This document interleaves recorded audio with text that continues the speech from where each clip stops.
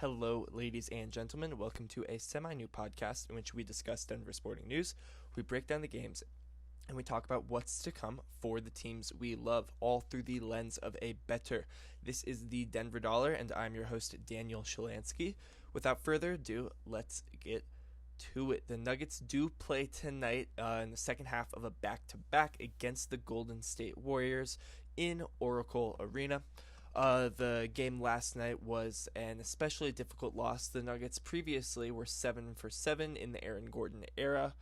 Since he had been acquired by the Denver Nuggets, they were 8 of 8. He missed one game, but he played in 7 of those games, and they won all 7 of those games. It was the best stretch of his career. I do believe it was also the best winning stretch of Nikola Jokic's career. But the Nuggets were on fire, and then they went up against the Boston Celtics at home. And that was one of the more devastating losses of the season. The Nuggets at one point were winning by 14 points late in the third, and they absolutely blew it. I'm not quite sure who to blame here. A lot of people are kind of reflecting this upon Nikola Jokic himself. I don't think that's remotely fair. Now, here's just kind of a stat that would point out why this loss cannot be blamed on Nikola Jokic. Nikola Jokic played 32 minutes in this game, and his box score plus minus was +9. So in the 32 minutes that Nikola Jokic was on the court, the Nuggets won by 9 points. And that's a pretty big deal. That's a pretty large margin for any player to be +9 in any given game, especially over 32 minutes. The 16 minutes, however, that Nikola Jokic was not on the court, the Nuggets went -27.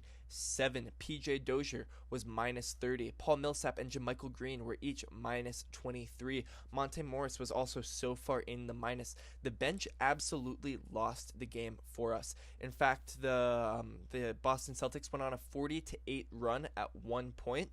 I think it was like to end the game almost. It was from the beginning or from the very end of the third quarter all the way through the end of the game. They won 40-8. There's no way a team can win games like that when their bench is doing everything in their power to lose the game. So the reason I say I don't know who to blame, even though I could point to obvious players like JaMychal Green and Paul Millsap who played terribly, I don't know if it falls more on them or on Coach Mike Malone. I know we're injured. I know we're missing Jamal Murray. We can't read too much into this loss, and we're not going to. I was just a little bit frustrated that there weren't lineup changes. There weren't enough timeouts. I mean, the Celtics had a 40-8 run. Like halfway through that run, he wasn't even trying to change anything up. He didn't try to throw in, maybe I'll mix in Aaron Gordon with these guys, see if Monte and Aaron Gordon have a good pick and roll. We haven't seen any of that this year. Maybe Facu and Aaron Gordon. He kept the starter unit to themselves, and then he kept the bench unit to themselves, and he didn't do any intermixing. He didn't try to change things up, and that ultimately lost us the game. So I don't know if it falls more on the players, because the players, again, did everything in their power to lose, but it seems like Coach Malone also did that. Nikola Jokic was frustrated. He checked himself out because he came back in when the Nuggets were down already, and he couldn't quite seize that momentum back. He thought he got fouled on a certain play and was angry and literally forced Coach Malone to call a timeout, checked himself out of the game, and pretty much forfeited the game at that point. It was only like a 8-point game at that point, I believe. So that was a little bit frustrating, but I mean, hell, you can understand the player's frustrations when he is +9 in 32 minutes and the rest of the team is -27 in 16 minutes. He was doing everything he could to win. He had a triple-double. He had a good game. He had a higher box score plus minus than Jason Tatum, who everyone is commending after that game. Nikola Jokic literally had a better game than Jason Tatum, and then pretty much all the Boston Celtics starters, our starters, outplayed the hell out of their starters. It was really just the second units and the massive disparity between the effectiveness of the two second units. So that was a very frustrating game to watch. It seemed like it was absolutely in the bag, but maybe the Nuggets needed a wake-up call. Maybe the Nuggets needed, they were 7 of 7 since Aaron Gordon had entered the starting lineup. Maybe they needed, something to make them a little bit more uncomfortable, because perhaps they were getting too comfortable. So that was a frustrating loss, and let me tell you, I am sure that the Nuggets will rebound tonight against a weaker opponent in the Golden State Warriors. So, some injuries for tonight's game. The Nuggets are potentially still without Jamal Murray. He is listed as day-to-day with his knee injury. He was only officially listed out as yesterday. No officially ruled as out in this game today. That said, That said, he's probably going to be absent. He wasn't on the Bet Rivers betting card. There were no available bets for Jamal Murray. And usually, I say usually because sometimes players, when they're day to day, they're not expected to play, but then they warm up and feel fine. But usually, that is a telltale sign that a player will not be active in any given game. On the Golden State Warriors side of the ball, they will most likely be without Kelly Oubre, who has a wrist injury. He's considered day-to-day. And they will definitely be without Eric Paschall and James Weisman. Eric Paschall has a hip injury as of April 5th, which was 1 week ago. They decided that he would be reevaluated in 2 weeks, so his timetable is kind of unclear, but he's more than likely to be out for another week or so. And then James Weisman, very unfortunate for the rookie. He was, really in developing. Some are arguing his effectiveness. He's not very good at catching the ball. He wasn't very effective on the court, but he's young. He's raw. He barely played any college games. This year was pivotal for his development, and the poor guy tore his meniscus in his knee. Now they're doing a bunch of tests today and yesterday to see whether or not he might be able to return, but it's more than likely that he will miss the rest of this NBA season. We feel bad for the young guy that is James Weisman. Now, of course, the Golden State Warriors will also be without Klay Thompson. He suffered a season-ending Achilles injury at the beginning of... Not at the beginning. He suffered a season-ending Achilles injury in the finals 2 years ago. He missed all of last year, and then this year or maybe it was the end of last year, he re-aggravated his Achilles. He's aiming to begin the season that is the next season, the 2021-2022 NBA season, but he is definitely out for the rest of the season. So the Warriors are absolutely hobbled. But other than Klay Thompson, who is probably a better player than Jamal Murray, definitely a better player than Jamal Murray at this stage of their careers, other than him, who they've been without for a year and a half at this point, they are not missing anyone nearly as significant as the potential injury of Jamal Murray in this game, who again is day-to-day with a knee injury. Now, before I continue into some numbers, pertinent to today's game, I just want to say that I've been getting kind of screwed over lately by injury reports. It was started when the Nuggets played against the Clippers. There were 5 players on the Clippers. This was, within the past week. There were 5 players on the Clippers that weren't listed as doubtful, weren't listed as probable, weren't listed as questionable. There were 5 players on the Clippers listed as out. And it wasn't out for the previous game. It wasn't out, from a previous day. They were listed out versus the Denver Nuggets. Now, I saw those players listed as out. I decided not to cover them, and I decided to do all of my betting. All my picks were based on the fact that these players would be absent. They were listed as out by ESPN for this Nuggets game. No one goes back on that. Then, when I was watching the pregame warm-ups, I saw these players warming up. They were in their jumpsuits. And I looked back online. I Googled it. I said, is Paul George active? Is Marcus Morris Sr. active? Are these players going to play in tonight's game? And every single site that I looked at more than just ESPN this time, every single site still had them listed as out versus the Nuggets. Lo and behold, 2 of those players play. They messed up some of my bets. I bet the over on Reggie Jackson points, assuming that those 2 players would be absent. They were not absent. Reggie Jackson did not hit the over on points, and that is not even a bet that I would have considered had I thought that those 2 players were playing. So that's just one example. Last night, Kyle Lowry wasn't supposed to play. Pascal Siakam wasn't supposed to play when the Knicks played against the Toronto Raptors. I didn't bet on that game, but I was just watching that game, and I knew that they were supposed to be absent. Injury reports have been all sorts of whack lately. A player will be listed as out and then play in that game. So take everything I just said about, the players that are absent in this game with a grain of salt, especially when it comes to Jamal Murray and Kelly Oubre. The other guys are, absolutely out, being James Wiseman, Eric Paschall, and definitely Klay Thompson. Those guys are definitely out. But from here on out, if I say a guy's day-to-day and unlikely to play in any given game, because that's the, news that I've been given, take it with a grain of salt. Everything has been all sorts of screwed up lately, and it is very frustrating as a bettor that you are, you are misguided in the bets that you take due to the fact that you expect players to be absent, and everything tells you that players are going to be absent. So that's my little aside. Let's dive into the numbers pertinent to this game in which the Denver Nuggets play against the Golden State Warriors in Oracle Arena. So the Nuggets are big favorites in this game. The money line in favor of the Nuggets is minus 180 to plus 140 for the Golden State Warriors. I'm not touching that. The spread in favor of the Nuggets is 4.5 points. If you take the spread for the Nuggets, you're locked in at minus 112 versus minus 109 for the Golden State Warriors. This is not a bet that I'm actually taking, but I don't dislike betting on the Nuggets against the spread. 4.5 points is not a large margin, and you can expect that if the Warriors are down by, say, 3 points, they will intentionally foul if the Nuggets get possession back. That's why I always, I usually like to bet on the favorites in these spreads that are kind of this really close margin rather than the money line, just because these really close spreads oftentimes, get screwed up by the intentionally fouling game that happens at the end of games when it's a relatively close game. That said, I'm still not taking it. I don't love it. I don't dislike it. The over-under in this game is 226. I know the Nuggets only scored 87 points last night against the Clippers, but like I said, that game was an anomaly. That game was ridiculous. The Nuggets are definitely going to be whipped back into shape today for the game tonight. So I don't think that that'll necessarily happen. I do like the over at minus 112. I'm not taking it because I do prefer that in parlay with the Nuggets money line. If you look at the over and the Nuggets money line, you're locked in at plus 195. Over the last 5 games, the Nuggets are averaging 113.4 points. The Warriors are only averaging 108.4, but a few of those games were without Stephen Curry, and one of those games without Stephen Curry, they only scored 77 points against the Toronto Raptors. It was a terrible showing. It was a 53-point game in which the Raptors won 130-77.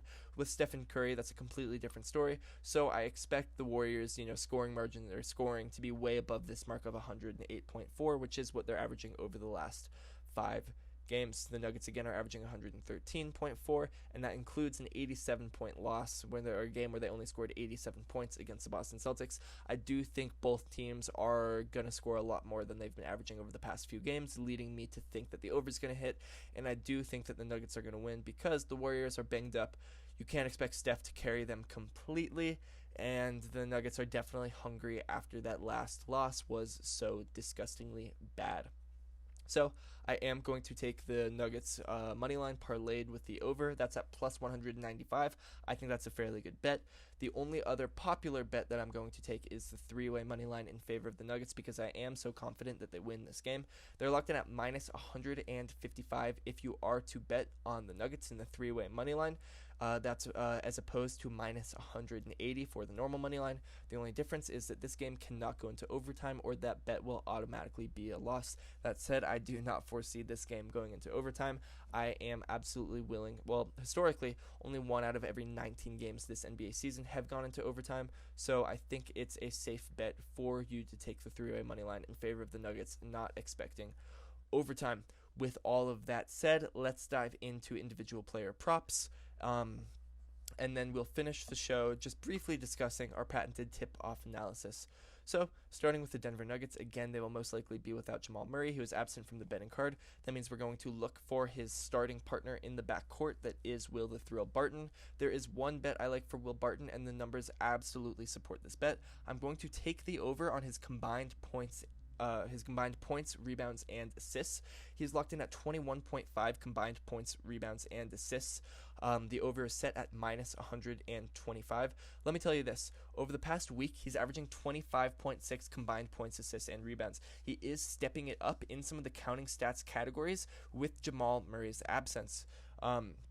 His assists are actually, he's averaging more than 1 assist over what he's been averaging on the season, and a lot of that is due to the fact that Jamal Murray is out. He's been doing, and that's over the past week, he's been doing a lot over the past week since Jamal Murray is out. In fact, he's averaging 25.6 combined points, assists, and rebounds. In this game, he's only set at 21.5, and here's the real reason I'm taking this bet. This is the absolute reason that you have to take this bet.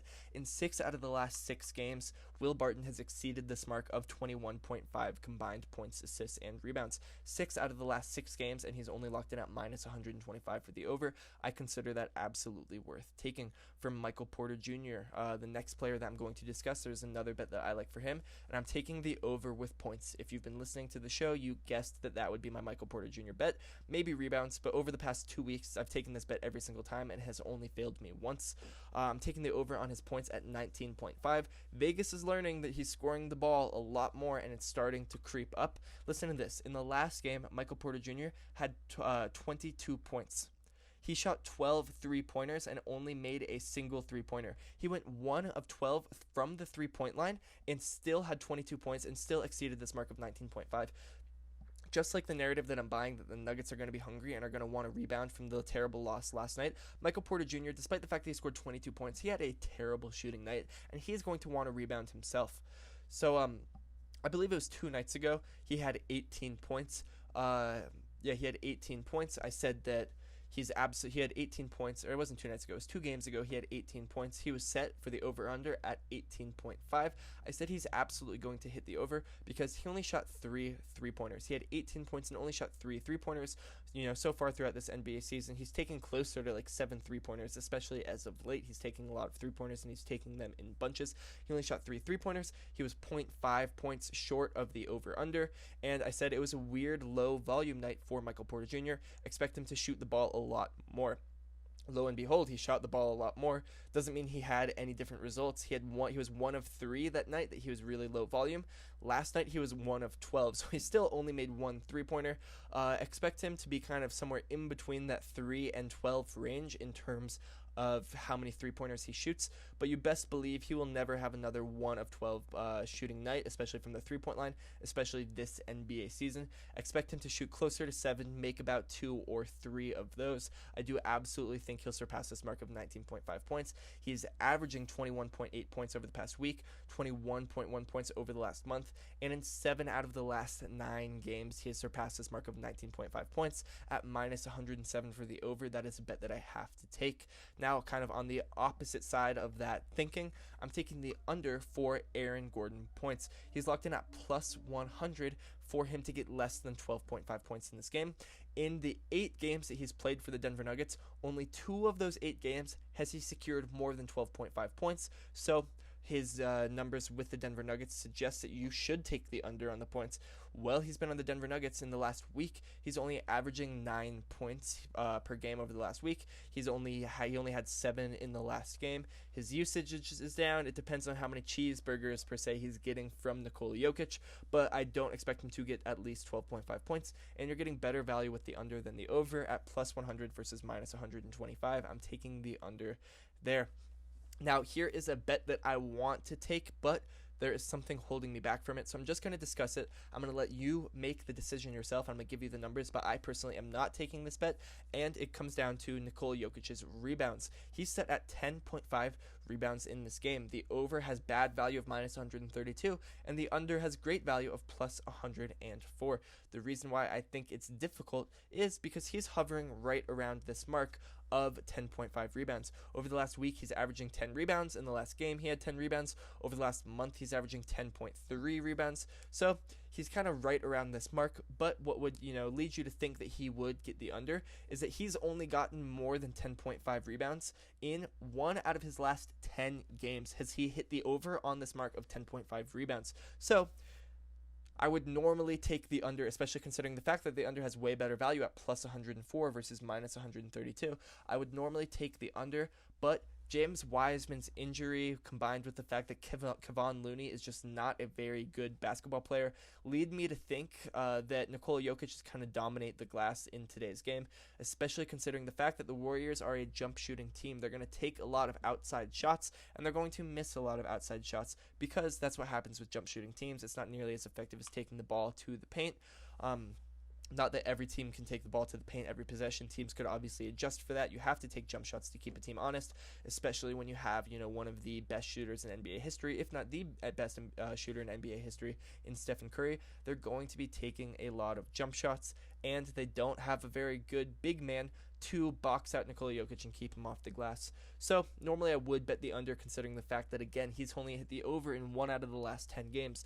But the reason I'm not comfortable betting on that is because the opponent plays perfectly into Nikola Jokic's strengths as a rebounder. So I'll let you make that decision yourself. If I had to bet, I would still take the under as the value is way better, but I'm not going to touch it. That'll do it for the Denver Nuggets side of the ball. There are 2 Warriors bets that I like. I'll discuss why I'm not taking any more. Let's start with Stephen Curry. However, I'm going to take the over that he hits more than 31.5 points. The over doesn't have great value at minus 117, but I absolutely love this bet. In the last game, Stephen Curry had 38 points. Over the past week, he's averaging 37 points, and in the last month, he's averaging 32.6. So he's been trending up in the points category.